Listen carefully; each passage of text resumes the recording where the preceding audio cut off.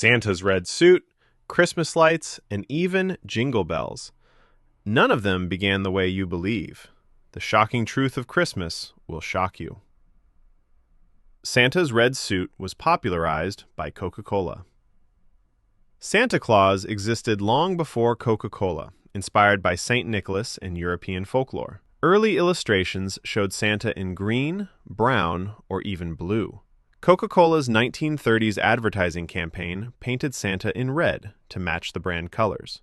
Artist Haddon Sundblom created the now iconic jolly red-suited Santa. This version became globally popular and is now the standard image. Many people mistakenly think red has always been Santa's color. Coca-Cola benefited enormously from associating its brand with Christmas cheer. Santa's red suit is an example of commercialization shaping cultural icons. Other features, like the white beard and round belly, existed before Coca-Cola. Santa's most famous look is essentially a marketing creation.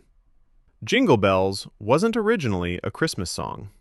Written in 1857 by James Lord Pierpont, originally titled One Horse Open Sleigh, written for Thanksgiving, not Christmas, the lyrics describe sleigh races, snow, and fun in winter. It became associated with Christmas later due to seasonal marketing. Early sheet music did not mention Christmas at all. The song gained international popularity in the late 19th century. Today, it is one of the most played Christmas songs worldwide. Many people incorrectly assume it was written to celebrate Christ's birth. The most famous Christmas song was meant for Thanksgiving. Christmas trees were once considered dangerous and illegal. In the 17th century, Puritans banned Christmas trees. Candles on trees caused deadly fires. Families were fined for displaying decorated trees. Artificial trees weren't widely available until the 20th century. Tinsel was made of lead in the 19th century, extremely toxic. Only the wealthy could afford safe, decorated trees initially. The tradition spread through Victorian England and America despite opposition. Some countries still resisted the tradition for decades. Modern safety standards now regulate lights and ornaments. Your cozy Christmas tree was once illegal and life-threatening. Boxing Day isn't just about boxing.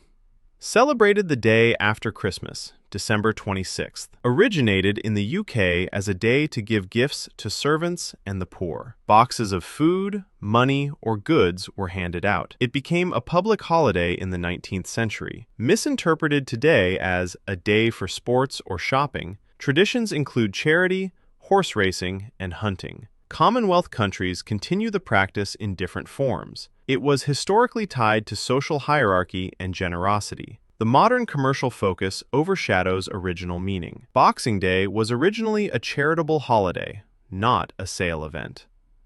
First artificial Christmas trees were feathers. Early fake trees were not made of plastic. They were made from goose feathers shaped like branches. They were invented in 19th century Germany. The feathers were dyed green to resemble real pine trees. Feathers were fixed onto wire branches for structure. They were created to protect real forests from overcutting. Only wealthy families could afford these feather trees. The trees could be reused year after year. They looked thin and less full compared to modern trees. These feather trees inspired the modern artificial. Santa didn't always enter through chimneys. Early Santa stories mention no chimneys. Santa originally entered homes through doors or windows. The idea of him using a chimney came in the 1800s. A famous poem, A Visit from St. Nicholas, popularized the chimney idea. Fireplaces were common in homes at that time. Chimneys symbolized warmth and the comfort of home. Entering through chimneys added mystery to Santa's arrival. It helped explain how gifts were delivered secretly. Artwork and illustrations made the chimney tradition famous worldwide. Today, Santa coming down the chimney is a standard Christmas tradition. The original Santa was tall and thin. Santa was not always chubby. Early versions of Santa looked serious rather than jolly. He did not have a round belly in early depictions. He wore long, simple coats instead of the short red jacket. His colors were not always red. Green, brown, and blue were common. His appearance changed depending on the country. A friendly and cheerful image came later through illustrations. Advertisements made him warmer, more joyful and approachable. Children preferred the new, round-bellied Santa. Today's modern Santa is a redesign combining all these influences. Santa's North Pole workshop is fiction. There is no real workshop at the North Pole. St. Nicholas lived in Europe, far from the Arctic. The North Pole idea was created much later by writers and storytellers. A remote location added mystery and magic to the story. The cold weather of the North Pole fit the winter theme. Elves were added as fantasy helpers making toys. The workshop explained how Santa could produce so many gifts. Stories made the idea believable to children. Movies and cartoons spread the North Pole workshop idea globally. It remains one of the most popular and enduring Christmas myths.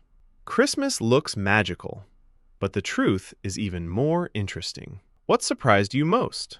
Like, share, and subscribe for more shocking facts, and don't forget to click the bell icon to never miss an update.